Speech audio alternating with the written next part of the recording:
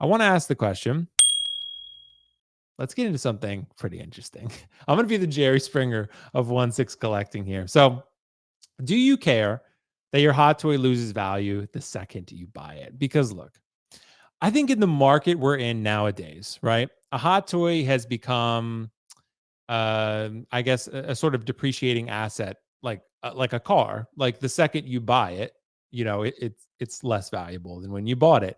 But a car you can actually drive, you can do things with. You can go to Tennessee, you can go to Texas, you can go and do fun things, right? You can go get Texas BBQ in your car. That's pretty great. So I haven't experienced it yet, but I will. That said, hot toys, do you care about the losing value here? Because look, at the end of the day, you are collecting for the enjoyment, and that's really what it should be about, right? But I think it's almost smarter nowadays to not buy something for retail, knowing that you don't have to, because you can go and pay less later down the line as it's inevitably discounted, unless you just want it really fast. I get that. But at the end of the day, the second you buy something, the less valuable it is, right? Does that matter to people nowadays? Kiko, I want to ask you, as a collector, is this something you ever think about or really care about? I don't care the fact that it loses value the second I buy it. What I care about is when the price I bought it for goes down like the next day. Back when I used to do when I used to pre-order things way back when, and then as soon as on release, like the next day they drop, because of market values. That pissed me off because I was like, well, how come if I would have waited literally one day, I could have saved $50? It is what it is. But I like speed, so I want to have it now. I don't plan on getting rid of these anytime soon. And I think that's we really, as collectors, or I guess 6 scale collectors, really are very short-sighted when it comes to value, because everyone who knows anything about like stock markets and things like that, everyone says the dumbest thing you can do is, when things go down, sell it immediately before it takes too much of a loss. The whole point of stocks is to keep it in to where you can eventually rebound and then have it go back for more. If you look at it like that, as far as collecting goes, there's some people that have only been collecting for like 2 years, 3 years. So yeah, there may be a lull, but that doesn't mean that everything is going to be worthless eventually. You do have to kind of play a little bit of a long game. And so for me, I am not looking at them as investments. I've said that before. I like to know what they currently go for, but the collecting world is so fickle and can change on a dime so fast. And the market's completely controlled by Howard in the chat here, is what he's saying. I can go drive to go buy a hot toy or whatever.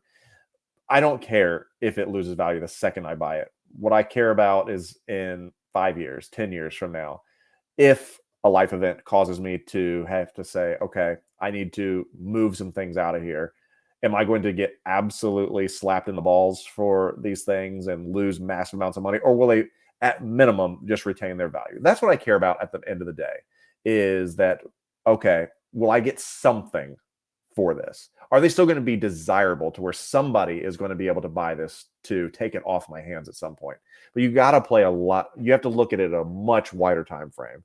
Think of it, I bought 5 figures this year. I paid this much, and they're only worth this now. You got to think a lot bigger than that, because do you think anybody in 1977, when they bought their first Star Wars figures for 89 cents, thought that someone would be worth $3,000? No. But and there's no way to ever predict those things about what's going to be worth something or what's not.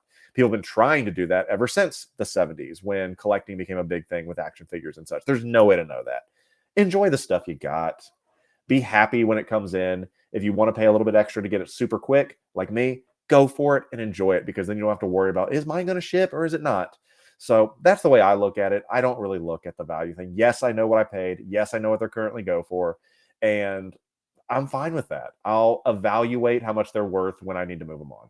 Yeah. You know what's pretty crazy, Kiko? Speaking of that whole idea where you just addressed there, Funko Pops, some Funko Pops, the exclusive ones, go way up in value. I didn't even realize, right? One of mine wasn't even exclusive. I love Last of Us. So I bought the 3 Last of Us Funko Pops, Clicker, Joel, and Ellie, regardless, right? And I was just looking for Last of Us art prints the other day, and the Funko Pops popped up.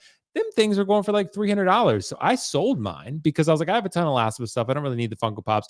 $235 for those 3 Funko Pops. I probably paid $30, $40 for those, right? So, I mean, sometimes you just hit a jackpot, you don't even realize it, right? So it's hard to kind of predict that and guess and get it. But yeah, sometimes things will happen and the value is not the end all be all, but it is a nice little bonus if you get lucky sometimes. But yeah, but I mean, I also saw, for example, I bought my Shang-Chi, right, from Kit, and I got that pretty much day one or pretty close to it, right? And I paid sideshow price basically for it, and I was very happy about that. I saw on eBay he's going for like 170 now. So I mean, and it's been like what, maybe a month. So it's just an interesting time that we're in. And you made a good point at the very beginning of this show. You Yeah, said Gwen's got a big part in Into the Spider-Verse 2. For people that don't want to wait, that Gwen price might go up and she might be it more could. desirable because I people think the may first want miles her will too. now. So Yeah, yeah, for sure. the first miles will. Dean, what do you think, bro? I want to get you to hop in on this one. What do you think about this? Do you care about any loss of value there? Not really. I don't buy other than for myself. So I mean, it's super rare that I ever sell anything. And I'm kind of like Kiko. If I know I want the figure, I don't care to wait for a 15% off or whatever. That's what, shipping $15 is not going to kill me. If it is, I shouldn't be buying figures in the first place. So I really don't. I don't care about what a figure's going for unless I'm trying to buy it. Like it. If I'm trying to buy it day one and I could get it cheaper off of some guy selling it, sure, like that's cool. But if I like know a figure belongs in my collection, I'm even if I bought it from Sideshow day one and it dropped to $180 the next day, half of what I really wouldn't care. It's like, well, I wanted it in my collection, I have it in my collection. Like, I even said it way back. You can probably find it if you really look for it. Like when the Krennic figure was coming out, we were like, I think this figure is gonna be like a holy grail. And I was like, yeah, even if I knew for a fact that this figure was going to be worth like 3 times as much, I still wouldn't buy it because I really don't love that character. Because I don't buy things to flip and rip off the next guy either. You know what I mean? Right. So yeah, I don't really care for that. And I feel like sometimes people get like caught up in that and you're kind of missing the point of what we do.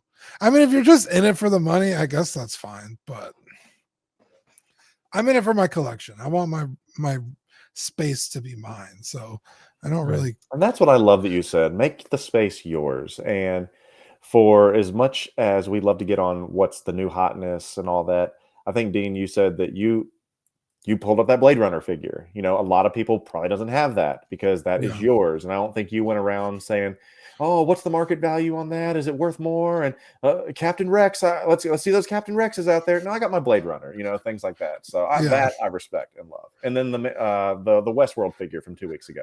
Things like that.